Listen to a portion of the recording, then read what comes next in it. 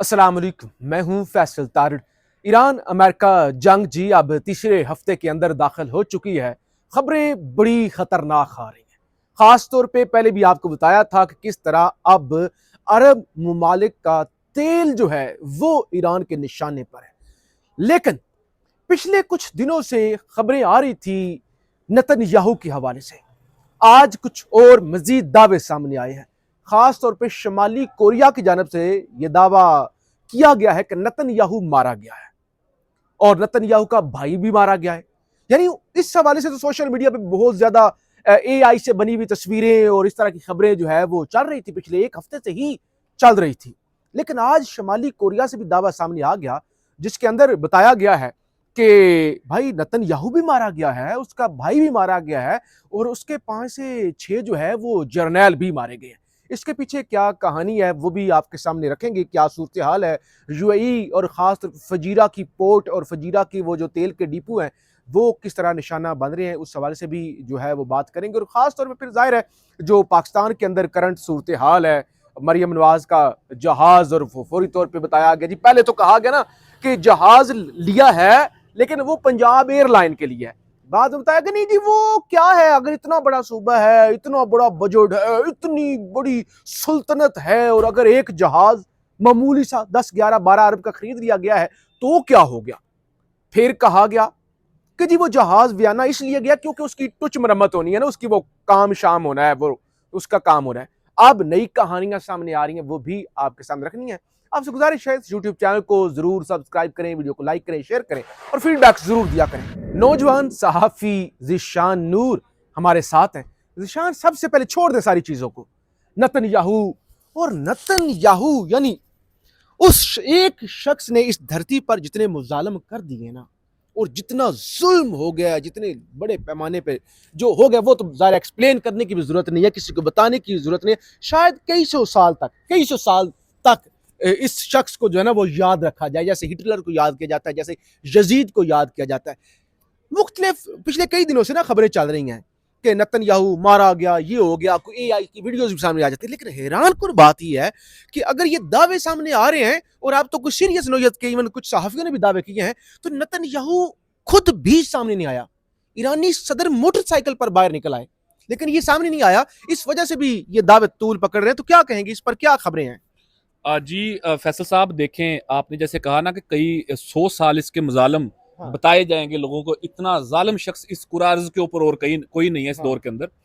लेकिन ये भी अहम है कि उसके बैक के ऊपर कौन है। हाँ, उसके बैक के ऊपर तो है सुपर पावर अमेरिका, हाँ, प्रेसिडेंट ट्रंप, हाँ, जो सारे मुजालिम करवा रहा है। हाँ, होता है ना कि किसी बंदे ने अपना कोई एक बदमाश रखा होता है हाँ, जो बुल्ली करता है हर बंदे को ना हाँ, मोहल्ले के अंदर, ये तो वो इन्होंने काम शुरू कर रखा है। लेकिन पाकिस्तान का भी इसके अंदर क्या कंडक्ट है, किस तरीके से प्राइम मिनिस्टर शहबाज शरीफ साहब वो जाके सल्यूट और नोबेल पीस प्राइज, वो सारी चीजें हाँ, अपनी जगह पर मौजूद हैं कि पाकिस्तान की स्टैंडिंग क्या है इस सारे मामले में। हाँ, अहम ये है कि ईरान जैसा मुल्क जो है वो अकेला हाँ, तन तनहा उनके सामने अभी भी उसी कुव्वत के साथ खड़ा है। आल दो कि उनका नुकसान बहुत हुआ, उनकी क्यादत का भी और इंफ्रास्ट्रक्चर के कंटेक्स्ट के अंदर भी, फोर्सेज और बाकी चीजों के मामला के अंदर, लेकिन अभी भी वो उतने ही पूरे जोर के साथ उनके सामने खड़े हैं कि डर ही नहीं रहे। जैसे आपने कल भी हमने जिक्र किया था कि ईरान के जो सदर हैं और कुछ और उनकी अहम शख्सियात लोगों के अंदर निकल रहे हैं। बात फिर वही कि मुश्किल वक्त के अंदर जो लीडर होता है या क्यादत होती है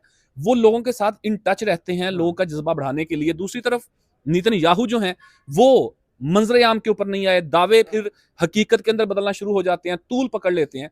तो ये जो बात की जा रही है, शुमाली कोरिया की तरफ से भी दावा आया कि उनके वो अपने जर्नैलों भाई के हमरा नेतन्याहू साहब जो हैं वो कड़ीं कर चुके हैं। तो इसमें कोई बड़ी बात नहीं है, हो सकता है ये हकीकत के ऊपर मबनी भी हो। हाँ, राना अजीम साहब ने भी कुछ दिन कबल ये खबर दी थी कि वो उनका बेटा अगवा हो गया, हाँ, ठीक है।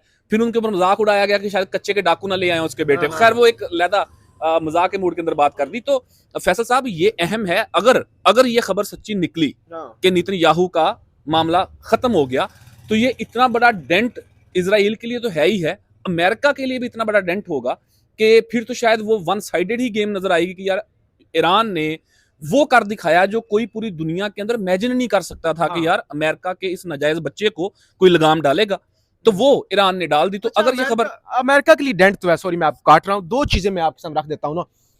एक खबर चली जी, ईरान के नए सुप्रीम लीडर मुश्तबा खामराई साहब जख्मी हो गए हैं, और वो उसकी ईरान ने भी बताया ना। अच्छा, अमरीकियों की जानब से और प्रोपेगेंडा शुरू हुआ जी, उनकी टांग जाया हो गई है। फिर कहा गया कि उनकी ना बगावत हो गई है, लोग उनका ना फैसला तस्लीम नहीं कर पा रहे। आज क्या खबर आई? आज खबर ये आई है कि ईरान के सुप्रीम लीडर ये नए मुश्तबा खामराई साहब हैं, उनके बारे में जो इंफॉर्मेशन देगा, जो उनके बारे में पता बताएगा, उसको $10 मिलियन का इनाम दिया जाएगा। यानी अगर आप इतने ही जोगे होते तो पहले आप जो दावे कर रहे थे उनकी बगावत हो गई या ये हो गया, उनकी बात नहीं मान रहा, तो फिर ये जरूरत ना पड़ती कि उनके लिए इनाम रखा जाता। दूसरे नंबर पे आपका अपना इब्राहिम लंकन एयरक्राफ्ट कैरियर मौजूद है। दीगर आप कह रहे हैं कि हम 40 के करीब आप डोजे भेज रहे हैं। आज डोनाल्ड ट्रंप का ये ऐलान सामने आया कि भाई हम पूरे खित्ते के अंदर से जो ईरान की वजह से मुतासरीन है उनकी फौज बनाने जा रहे हैं, और उनकी शिप्स आ रही हैं, उनकी नेवी आ रही है, और हम स्टेट ऑफ हुर्मुज को, अबनाए हुर्मुज को जो है वो खुलवाने जा रहे हैं। यानी ये हालत है कि सुपर पावर को अब दूसरों की मदद की जरूरत पड़ गई है। यानी ये तो हालत हुई पड़ी है कि हम ये कर देंगे, हम छोड़ेंगे नहीं, हम फलाना चीज को तबाह कर देंगे। इन्होंने उनके जो जजीरा है, जो यहाँ पे 90% तेल होता है ईरान का, मुझे अब नाम पिछले वीलॉग में जिक्र किया था, निकल रहा दिमाग से, उस पर अटैक किया। आज ईरानियों ने जो फजीरा, वो जो यूएई की सबसे बड़ा डिपो, तेल स्टोर करने वाला सबसे बड़ा डिपो है, उसको उसको अभी ऐसी ऐसी वीडियो सामने आ रही है, और हर 10 मिनट बाद वो वहां पे मिसाइल दाग देते हैं, हर थोड़ी देर बाद वहां पे जो है वो मार देते हैं ड्रोन। तो उन्होंने, यानी ईरानियों ने ना सरप्राइज पे सरप्राइज, सरप्राइज पे सरप्राइज, और डोनाल्ड ट्रंप हर 10 मिनट बाद अपनी बात बदलता है। हर 10 मिनट बाद हम ये करने लगे हैं, वो हमारा मीडिया बता रहे हैं कि हम हार रहे हैं, असल में हम जीत रहे हैं। भाई मीडिया आपका, मीडिया झूठ क्यों बोलेगा? पाकिस्तान का मीडिया थोड़ी है कि जो जराए से बताना है वो सब उसने शुरू हो जाए। बहरहाल ईरान और बाकी चीजों की तरफ आते हैं। ज़ीशान नूर साहब, एक जहाज का मामला जो मैंने वीलॉग के शुरू में डिस्कस किया, पहले बताया गया जी, वो इधर इसलिए खरीदा गया, एयरलाइन बन रही है, फिर कुछ और, अब फिर खबर चली जी वो हनीमून पर जहाज गया है।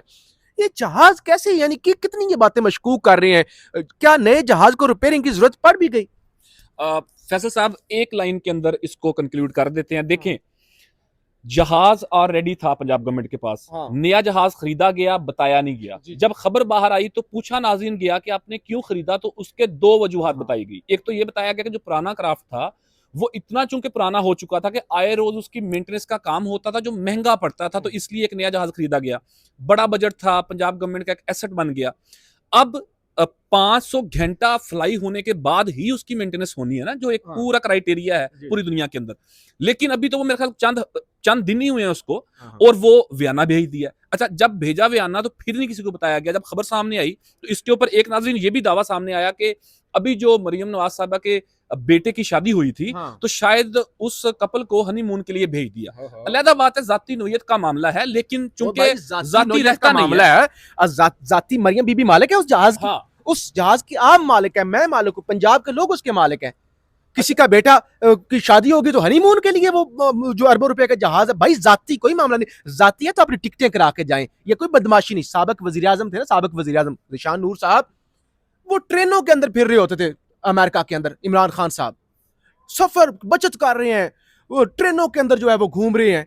यानी एक तरफ एक वजीर आजम बचते कर करके अब जेल के अंदर पड़ा हुआ है। ये इनका निजी मामला है कि बेटे की दूसरी शादी हुई है तो वो हनीमून पे मेरे और आपके पैसे से हनीमून मनाया जाएगा। हराम के पैसे हैं, इनको अल्लाह वास्ते लगता है। मतलब ये आपकी बिल्कुल हर बात ही 100% मैं एग्री करता हूं। कुछ लोग ज्यादा डीपली चीजों को नहीं पढ़ते। आपने जो कहा ना कि वो ट्रेनों के अंदर लोकली सफर किया करते थे, नाज़रीन ये भी उस वक्त होता रहा कि लोकल होटलों के अंदर, मैं यही बात करने लगा था, कुछ ऐसे होटल्स के अंदर वो जाके रहते रहे कि जिसका किराया, जिसके पैसे कम लगे, एम्बेसी के अंदर रहते रहे, अमेरिकन एम्बेसी। तो ये इनिशिएटिव लिए जाते रहे कौम का पैसा बचाने के लिए। अब मामला ये है कि अगर तो आपने एक हफ्ते के बाद उसको मेंटेनेंस के लिए वियना भेजना था तो फिर पुराने ही रख लेते। नई चीज तो इसलिए तब्दील की जाती है कि यार 4-6 महीने इसका काम नहीं निकलेगा सादा अल्फाज के अंदर, 500 घंटे चले तब मेंटेनेंस की जरूरत। तो नई चीज तो इसलिए ली जाती है कि यार इसका कोई आया रोज जो काम निकलता है वर्कशॉप का वो ना निकले सादा अल्फाज के अंदर। तो अगर आपने नया लेके भी एक हफ्ते के बाद भेज देना था उसको काम के लिए, मेंटेनेंस के लिए, तो फिर नया क्यों लिया? फिर पुराने से काम। ज़ाहिर बात यह है कि कोई चेक एंड बैलेंस नहीं है, कोई इनको पूछने वाला नहीं है, इनके लाने वाले भी इनको नहीं पूछ सकते, ना पूछना चाहते हैं। अदलिया वो नहीं पूछ सकती। मुख्तलिफ जो कमेटीज, मुख्तलिफ जो रेलिवेंट अदारे होते हैं, ऑडिटर जनरल पाकिस्तान हो या कोई और हो, वो इनको ना पूछना चाहते हैं, ना पूछ सकते हैं। माले मुफ्त दिले बेरहम, मेरा हाँ। ख्याल यही ये सूरत हाल है नाजरीन के, जो जिसका दिल करता है वो अवाम के टैक्स के पैसों से माल बटोरे जा रहा है। अभी एक आखिर के ऊपर के अभी बात की गई थी जिस दिन पेट्रोलियम की कीमतें बढ़ी कि पंजाब के अंदर ईद तक कोई और चलानिंग नहीं की जाएगी, हाँ। लेकिन की जा रही है। हाँ। लोग लड़ रहे हैं, दस्तों गिरेबान है, वार्डन्स के साथ जुत्ती चल रही है, और यहाँ हुक्मरान तबके की, उनकी फैमिलीज की, उनकी बच्चों की अयाशियां ये हैं कि प्राइवेट जेट्स के ऊपर वो दूसरे मुल्क जो है वो घूमने के लिए जाते हैं। बहरहाल ये सूरत हाल कंक्लूड कीजिए। बहरहाल अगर फौज के रिटायर्ड कैप्टन के बेटे ने हनीमून रमजान के महीने में मनाना है तो अपने बाप की पेंशन से मनाए। ये टैक्स पेयर का पैसा है, अवाम का पैसा, किसी के बाप का पैसा नहीं है। फीडबैक जरूर दीजिएगा। पाकिस्तान जिंदाबाद।